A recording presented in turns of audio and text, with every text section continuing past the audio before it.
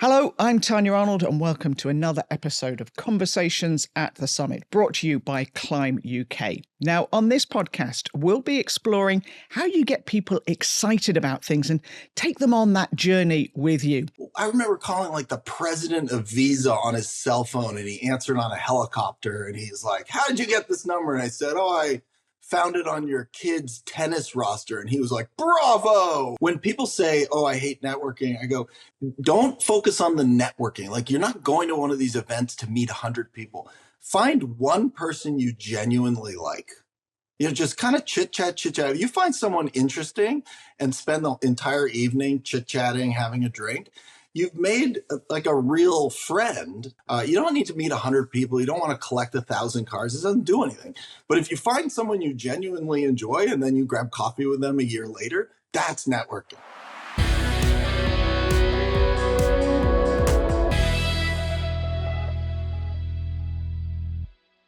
Joining me and the man behind Climb, Gordon Bateman, is someone who has done just that at the biggest organisations like Amazon, Maxar and EA. It is Dan Nord. Dan, welcome. Where do you join us from? I'm in Los Angeles. Well, thank you very much for getting up early to join us. I just want to take you back a little bit. Video games is where you've made your name. But as a young kid growing up, what was it that excited you? Was it video games or did they wouldn't have existed in the form that you've gone on to create? Well, no, absolutely. I love video games. They came out when I'm young. So I'm in, first or second grade when the Nintendo comes home. I'm also an identical twin. And so you just two controllers, two little boys, and, Zelda and Super Mario. I mean, it's a fantastic way to grow up. It wasn't a common hobby, though, as I was growing up. So it was something you didn't talk about as much openly. And then with the iPhone and with mobile games, then it became mainstream and a real business that people could lean into. So you fell in love with that. Where did that take you education-wise? Yeah, what happened was that I got my first programmable calculator in high school, and I'm sitting bored in class, and I just started making video games on the calculator. So I remember making a little Tetris with the blocks coming down, and a back then it was called Arkanoid, but now it's Brick Breaker. And I remember I was making those, and I remember this teacher coming over and going, we don't have a class for that, but that's something you can do with your life. And I thought, I got to check out this computer programming they're talking about. And it's part of why I went to Penn, home of ENIAC, the beginning of computers, and really, pushed against the institution to let me make video games along the way, including a couple classes and eventually my thesis, which I think embarrassed plenty of the professors that I built a video game as my senior thesis. And what grade did they give you for that?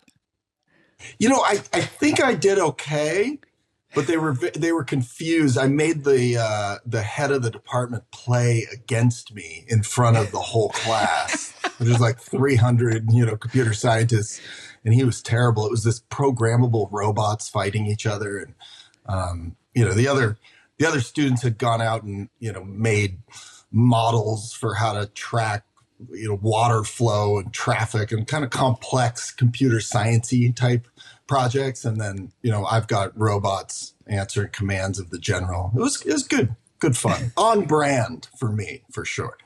Have you still got that game, Dan?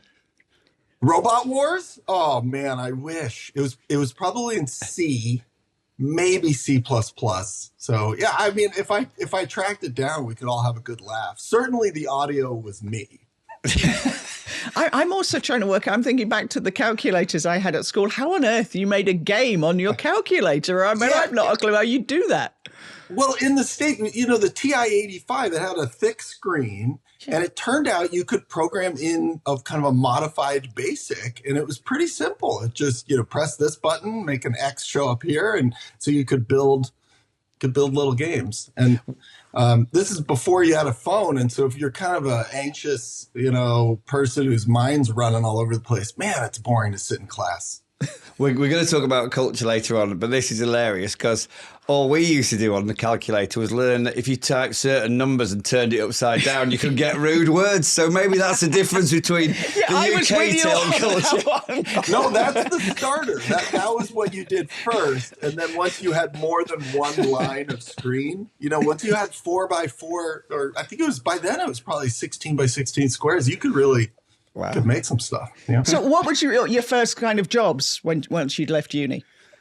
Oh, yeah, it was great timing because it was late 90s. The dot-com world is exploding. And so I came out and I knew Perl, and then I think PHP had just started. And so I was a software engineer. I wrote a code forever. And people don't believe me anymore because I became kind of a leader and a public speaker and the opposite of what you picture for a software engineer. But no, I sat in the corner and wrote code for close to a decade.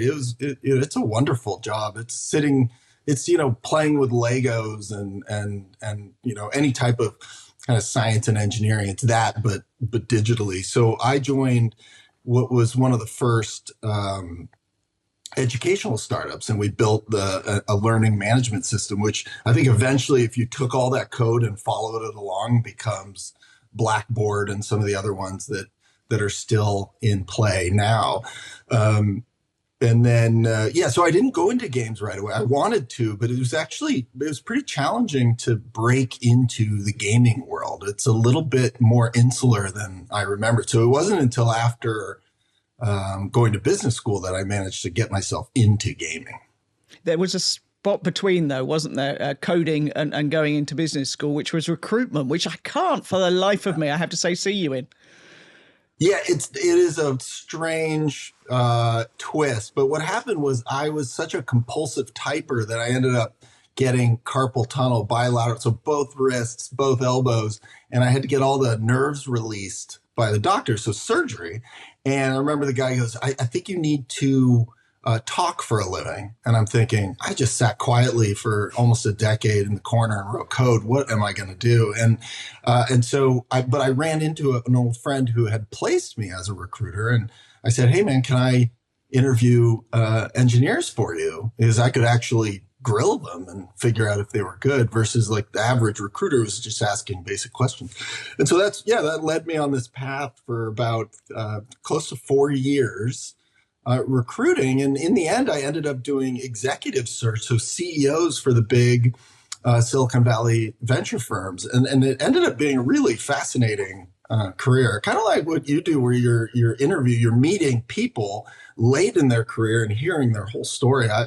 I loved it. I mean, we would do CEO for a public company. We would do, VP of product for a startup that just raised $100 million. Very really interesting work. But for a shy computer programmer, it was a wake-up call. I mean, it changed my personality fundamentally. They always say you can't change your, introvert, extrovert. It's not true. You can just cold call 40 people a day for 4 years, and you're an extrovert.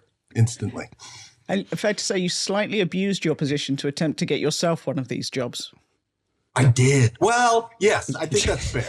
What I did was you knew you had to call, 100 people for a job. And once I realized that I wanted the jobs that I was hiring for instead of hiring for them, one of them was for a mobile company just before the iPhone came out. And they were talking about this device from Apple that was going to be big in gaming. And I remember thinking, I want this job.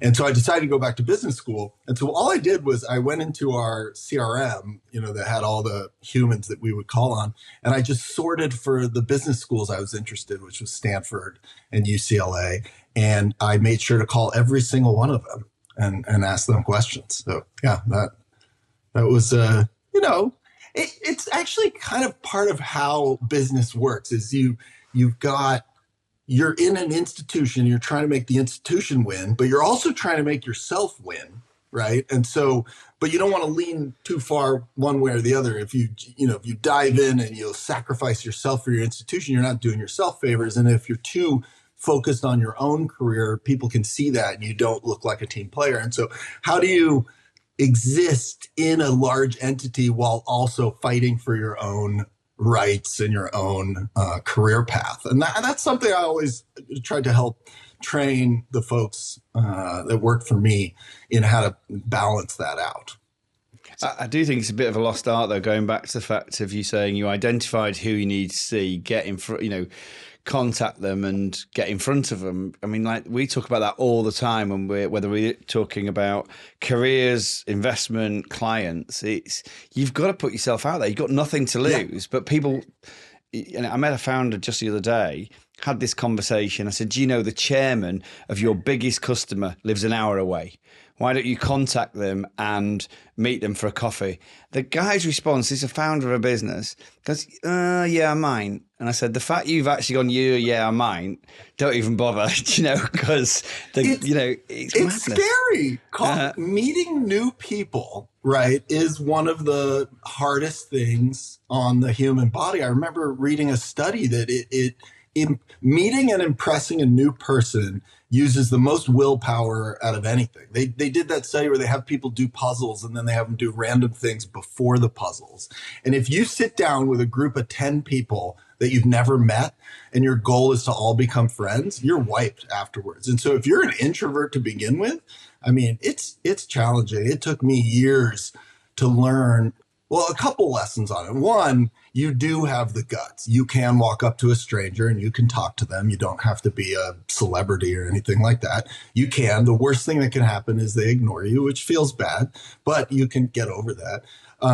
But it's that people want you to contact them. That's the part I think people miss is what you're cold calling these. I remember calling like the president of Visa on his cell phone and he answered on a helicopter and he's like, how did you get this number? And I said, I found it on your kid's tennis roster. And he was like, bravo. All right. What do you got for me? And I said, okay, I've got a startup backed by Kleiner Perkins that's doing this. And he goes, I don't want it, but call this guy.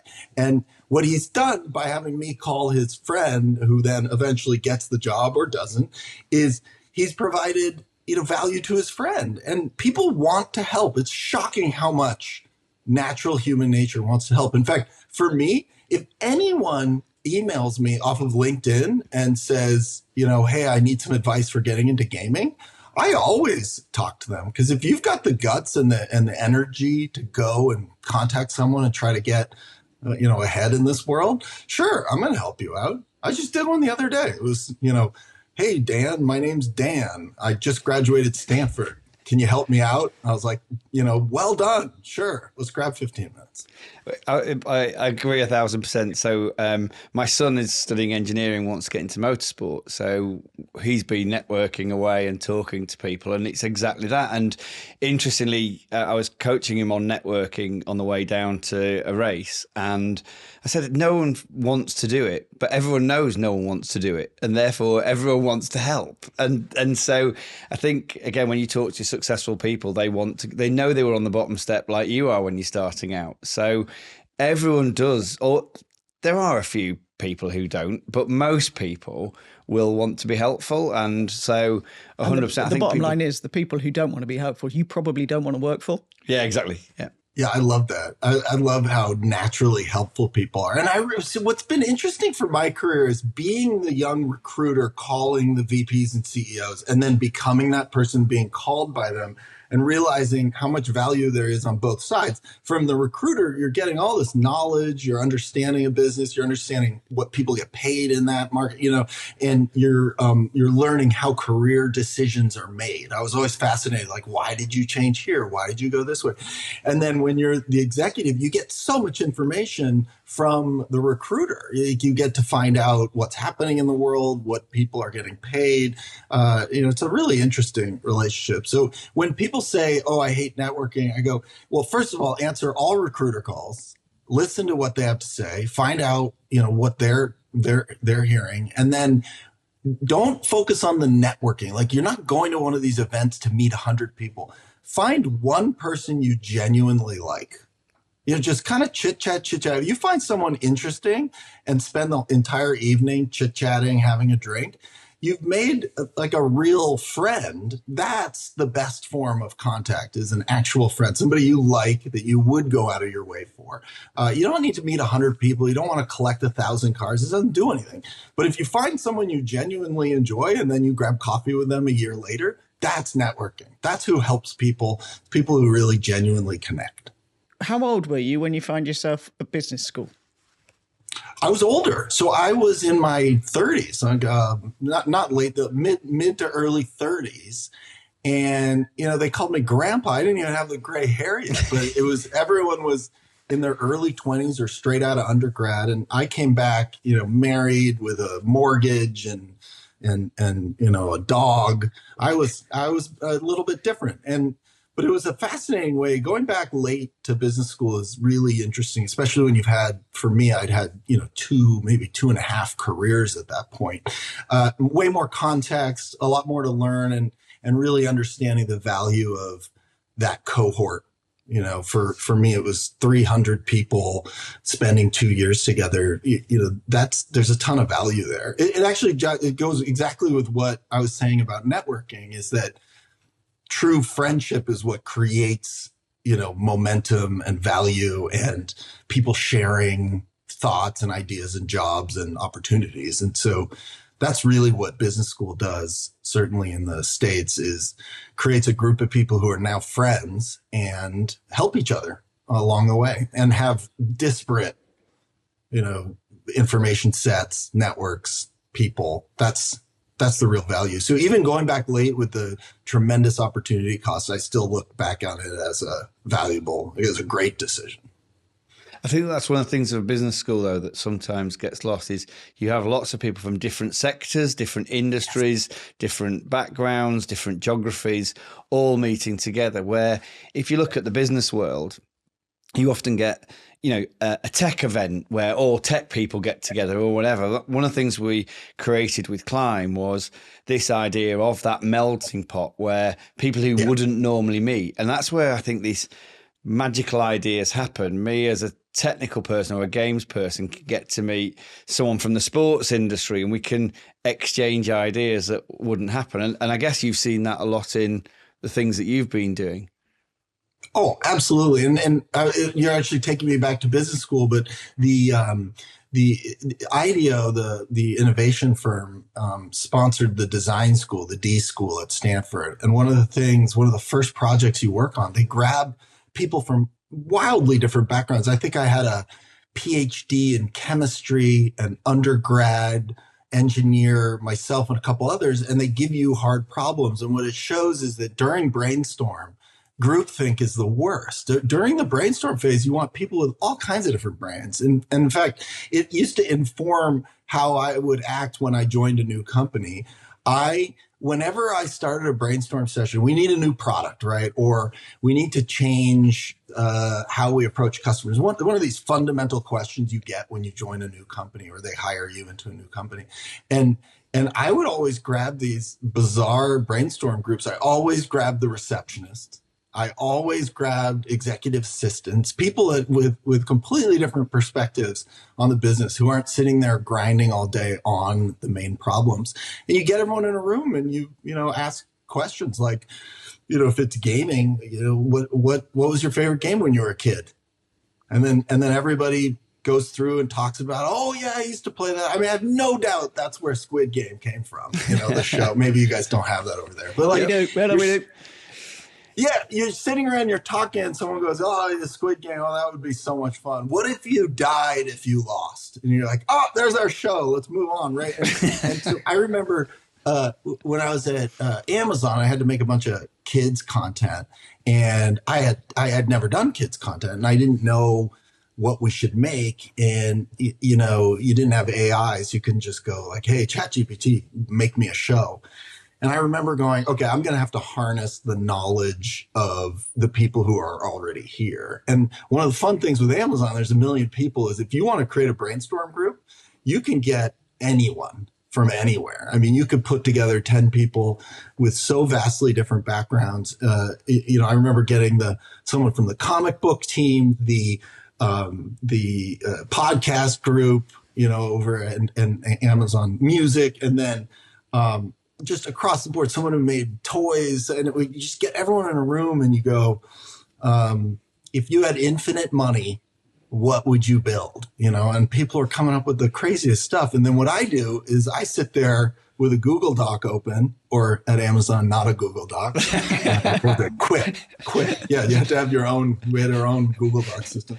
And you take notes. And then right at the end, before everyone leaves, you harness the group think. You go, okay, here are all the ideas, rank them. Everyone, you get a 3, a 2, and a 1. And then you leave this meeting with a ranked list of the smartest people you've seen in a while, their ideas. And you say, thank you. And then, eventually if you make any of them, you go back and you tell them.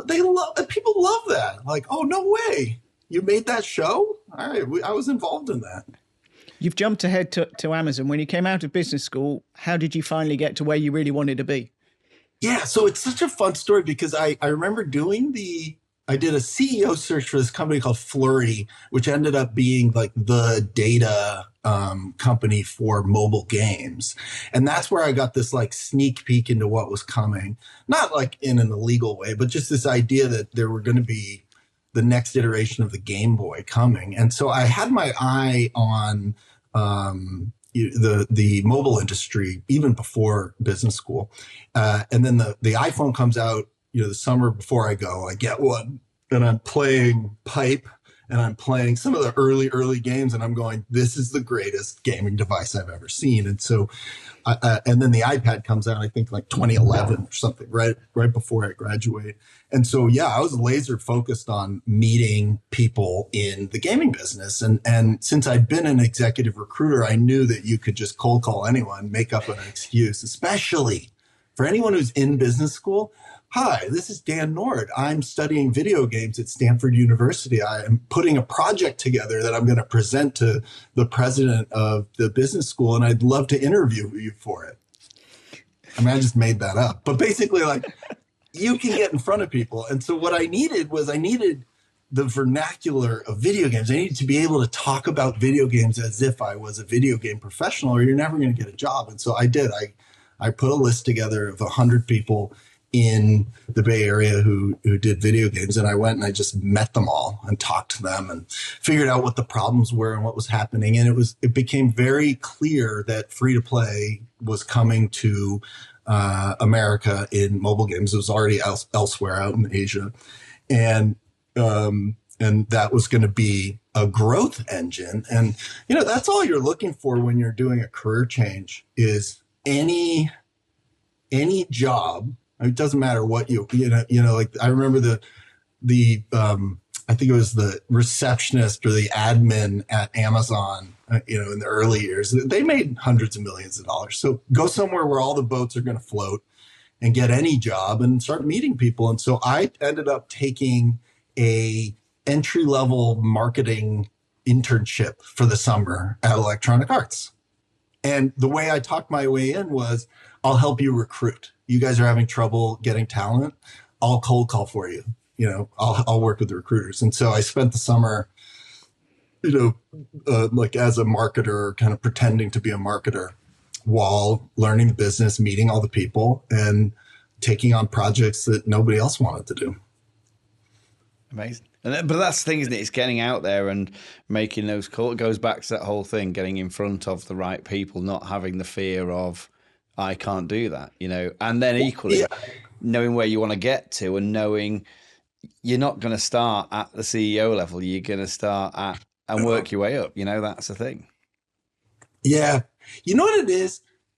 For anyone younger than me, I'm in late 40s, but older people love talking about what they've done and their themselves and their accomplishments. So just ask a softball question like, what was the hardest job you've ever had? And then sit back and just soak in the good juices. And that's why I think if you're ever really confused about what career to do, go recruit for a year. You get to talk to so many people and understand, how business works and what they're going to do.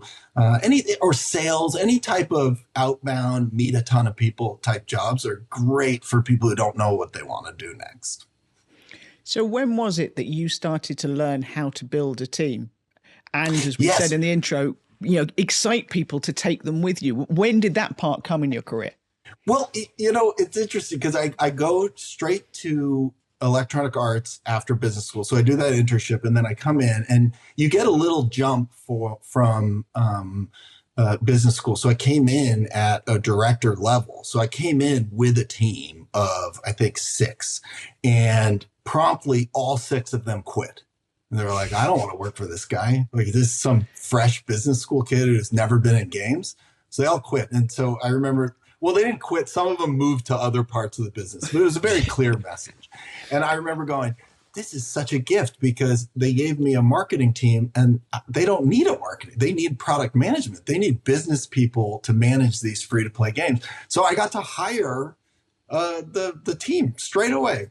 You know, 6 hires, and I got to make some terrible mistakes. Everybody's got a few people they've hired where you blew it, or you got the wrong person or the right person, but they didn't have the right motivation, and then you wait too long. And so I got a lot of the early growing pains out of the way within the first 6 months to a year out of business school, and then it was about building this team who could go out and teach this new way of making video games free to play to a bunch of studios who did not want to partake. I mean, it was a very unpopular business model when it first came out. And so what I did was I went and got very atypical video game folks that I hired. These were ex-consultants, ex-bankers, people who could make their way around a spreadsheet, but who loved games. So it was like an opportunity for these, people who led other careers, data analysts, to get into games. We had an ex-lawyer. We had a couple, MBAs. We'd go to the business schools and say, hey, don't be a consultant. Don't be a banker. Come make video games. It's so much more fun. And so we put this little squad together and we would travel to each of the studios. And back then in mobile, by the end, we had something like 20 game studios, and we would show up and we'd give a big presentation on free to play and how much more money you made and how it allowed you to run these games for years. I mean, there's games that I worked on in the early 2011, 2012 that are still going. I mean, it's incredible. Games are now a live service, but back then you didn't know. You thought you were getting ready for a sequel. And so we did this really uncomfortable stuff, but we got to meet everyone in the company and become the experts on the rising business model, free to play. And so eventually when, FIFA and Madden and all these folks got interested, it became a really fun job because we got to be the glue that brought all these studios in to try out the new business model, which, eventually takes off. And so what we all got on our resumes was a 0 to, $1 billion worth of value within this giant company that was already making billions off of their top games. So it was a great phase. I was there for 7 years. Do you think the fact of, you said they had a functional skill, you got like a consultant or finance person, but they liked games. Do you think that was part of the magic as how you went from 0 to billion because of that personal interest and passion in it? Do you think that carried some weight? It certainly helped me. Here's how I looked at it was, I was trained. I played games, still play games. If I'm alone with a mobile device, I'm playing a game. And I noticed during business school, I was playing these games and on. And I realized I was doing R&D. Like I was researching, I was learning, I was doing the equivalent of going to a conference in whatever field I was in.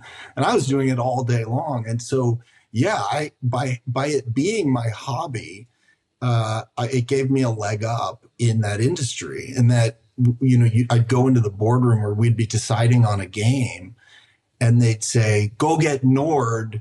He's level 90. It was like a running joke. Like, I bet Nord's already beaten that. Oh yeah. I played that game to death, and I'd spend money in them. I mean, I really treated it like I was studying. And so I kind of fought my way into the green light room, which is where you decide where to make the games, because it was my hobby and I played everything not because I I had to, but because I liked it. And so, yeah, I get asked that a lot. Should you make your hobby your job? And I think absolutely. If you like something, like if you love art and on the weekends you're going to art museums and all that, then, great, get involved in art. You get a leg up. And so I'm all for that. And the reason I picked people who loved games was actually a little more self-serving in that if you give someone the gift of their dream job, they love you forever. You learn this in recruiting. Like I had people, I got jobs where then they made $100 million. They used to call me a year later and be like, thank you for getting me this job. You just, my children, thank you. You get these funny gift baskets and stuff. So yeah, you cold call a banker who's bored out of their mind, or you get introduced in and they go, you want to make video games and do the same math, but it's about how people play games instead of how they invest in the market. And then they join. Yeah, they're going to follow you. They'll follow you to the end. I guess there's an element of that here, isn't there? We're evidence of this. We contacted you because some small games company in the UK wanted to grow their board. And I said, you need some. And they were actually terrified of the level of people. I was going, as a small business, you can get global players. Yeah. But it worked out. Entrance did great. Grew from mom and pop in the middle of Farnborough to one of the top VR games companies out there. Making all the best games and launch IP and all that. But it's a reminder that fresh blood, fresh perspectives, they help. And so if you feel like you're in an echo chamber, whether you're in your boardroom or your startup, go get fresh perspective. But what's funny, Gordon, I was remembering is they didn't want someone who was too American. This was a big part. We're okay interviewing some Americans, but man, if you're a cutthroat Yankee who's gonna make decisions we regret, we don't. And I remember having so this what is conversation. Too American? What did they do? Because you seem pretty American to me, Dan. Money focused, like where you. Well, but part of the way I've succeeded is that you focus on the people and what they want, and they wanted somebody. This is Andrew specifically, who fit the culture, which was games first, sense of humor, like has a good time, but wants to win, and I think Americans want to win. I think that the negative view is that they want to win at all costs, which is true in a lot of ways. I think if you meet American entrepreneurs, they will bend, break the rules, do whatever it takes to win. We've seen it. Like, we've had people go to jail from startups for going too far. And so I think they wanted someone who could fit into the English culture, or at least this sub pocket of culture, which was we care more about the games than the money. And if we need to make money.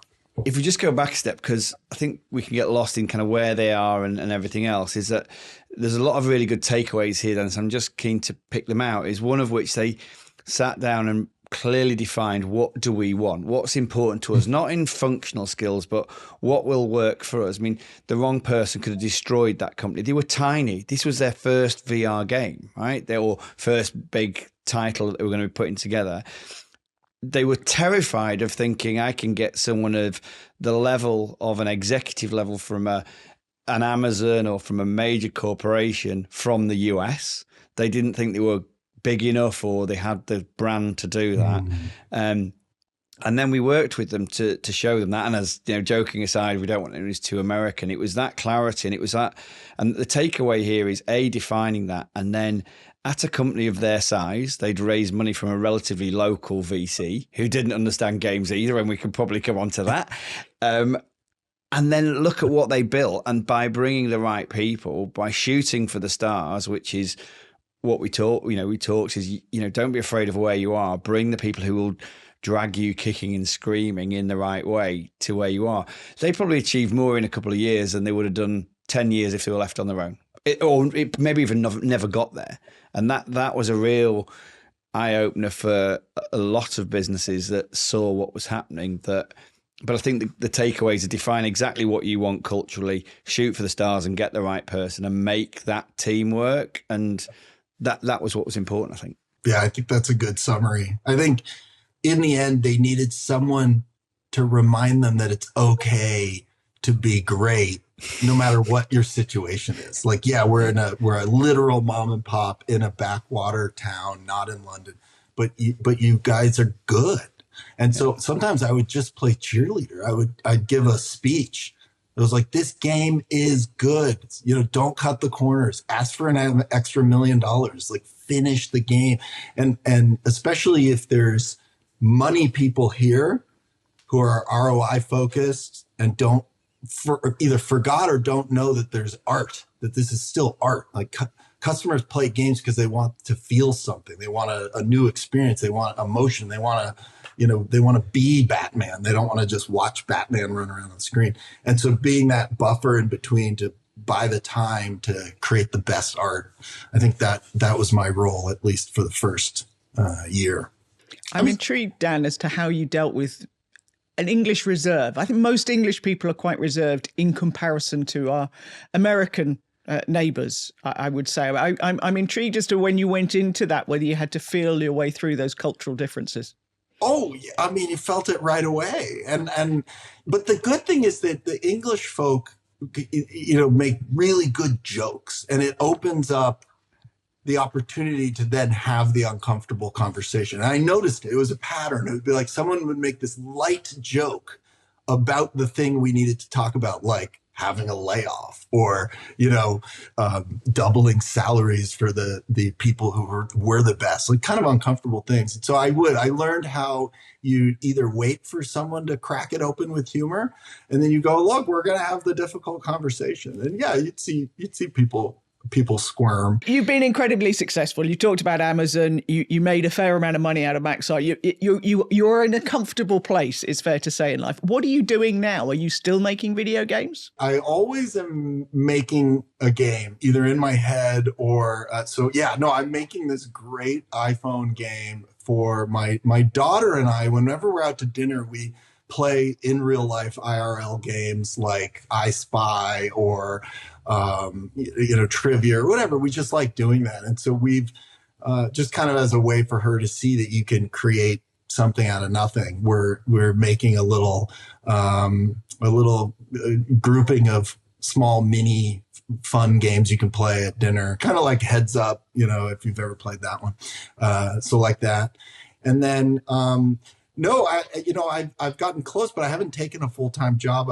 I sit on boards, I advise, and then I've really enjoyed kind of passing on knowledge to the younger execs, typically people who are a couple of years out of their MBA and want to accelerate their career. And so, yeah, it's kind of more like career coaching or executive coaching. That's what I've been getting the most joy out of. But I still foresee doing something big in the future, specifically with all the changes that AI are bringing. It's just an exciting time in business. Everything's being fundamentally changed, kind of like when the internet, when I was in college, and then mobile as I came out of business school.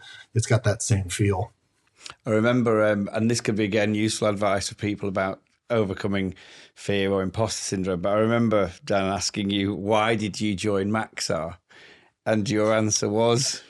I mean, it's funny because in my mind, I go, it sounded terrifying to step into a big public company, take a job that's another step up in an industry I knew nothing about. But I also, it's exciting, and you just can't turn down opportunities because you don't think you're ready. It's like the when people say, you're never ready to buy your first house, you're never ready to get married or have kids or all these. You aren't, if you were, you'd be too bored already. So, let the opportunities come. And so, yeah, that's part of why I took that one. You could also sense that they had, this IP, this, intellectual property that was very rare and unique. But now you've got to tell me what I actually said, because now I don't remember. You said, I like space, and so I get a job in it. No, I did. Do you know what it was? It's similar to that, but it was like, Dan, would you ever leave video games? No. Well, I'd leave for space. Space is cool. Space is, for a video game person, is, it's the same. It's a peak. Like if you write sci-fi and then you had an opportunity to work at a space company, you would do it. And it is incredible how complicated, but also how advanced and interesting the space business is. But it is a valid point, isn't it? Is that sometimes you can be held back. I've never done this before. It's terrifying, and then you make that leap. And again, it goes back to resilience and the ability to adapt. And you take what you know and put it into that circumstance, and then you can make the magic happen. We talked a bit about this at the beginning, and about getting people excited about it. That's, if you can get people excited and show them the why. And I think for young people, that's more important than ever. If they can't see the why, they're just not going to do it. Yeah. Well, but that's what's hard in this large company corporate world, is that you're a small cog. And as long as you feel like a small cog and you're not influencing the large ship, or you're only making tiny decisions, it's actually depressing. They've started studying this. Like, if you don't have some sense of control, freedom, free will, you can really fall on hard times. And so I think one of the things Amazon did incredibly well was make sure that no matter what level you were at, you had some ownership. Like whether you had a micro P&L, or you had a budget or a team or a goal, something that you actually could control, it was really powerful. And I think, I think that as a leader or a manager, if you can bring that out in your teams and then inspire them to bring that out in their teams, all the way to the leads, the people who are either doing data entry or whatever, like just find ways to get people into, the space that make them happy, which is usually creative, strategic, the stuff that they're not hired for. Bring that out, and it helps. Because people feel really good when they feel like they're having an impact. And people want to have an impact. They don't want to sit in the corner and just do what they're told, even if they seem like they want that. I don't think that's human nature. Well, Dan, I, for one, would love to be a part of one of your teams. So when you do decide, you pick that next big job, give us a call. You've got the details. We're all jumping in. But this is a good point. I try to teach this sometimes to people. If you're in a big company and you meet someone at lunch and you're like, wow, they're good. Like, they're smart, they're motivated, they're interested. Recruit. You want to be like this magnet inside these big companies where all the good talent kind of comes towards you, so that when you have that big idea or you get funded for your big project, you can immediately soak up all the talent. And so, yeah, keep your eyes open. You never know who you're going to get. I can't tell you how many times I've had either like an entry-level project manager or an admin or someone who was undervalued. You just grab them, give them a meaty title and say, go. And you get a lot of great value. The VCs have figured this out. Like, you don't back some, wealthy kid who was a senator's son, right? You find somebody who's hungry and willing to do whatever it takes to win. And that's who you fund. And so finding those people within an organization, it's not as hard as you think. You just need to have lunch with more people. Oh, and we've got evidence, and Tanya's telling me I'm not allowed to ask any more questions, but I'm not. But we've got evidence of this, because this podcast, with the ridiculous, amazing guests we get, exists because we have a person working with us she's a recruiter, came to us with this idea and said, shall we do this? And look what's happened. Look at where we are right now. Yeah. So 1,000%. And we're all hopping on a plane to go and work for Dan when he comes up with a new job. So it really is working. His jet, if anything's to go with what was chatting at the front end. Well, that was actually one of my old tricks, was I would just tell the people that I was having coffee across the street from their office the next day, as if it were already my plan. I love doing that. I'm like, well, can you have lunch tomorrow and then I'd name something right down the street from them. And they're like, sure. And then I'd go and get a ticket. So yeah, you want to appear to be already doing what they want you to do. Yeah, I don't want to interview for a job. Well, I'm literally across the street at the pub, so you might as well come across the street. So we've all got to head to LA for a holiday. Just happen to be around the corner from you and bump into you at your favourite restaurant. It works. Fantastic. Right. Well, we'll book the plane tickets. Dan, thank you so much for your time and your expertise and your good humour as well.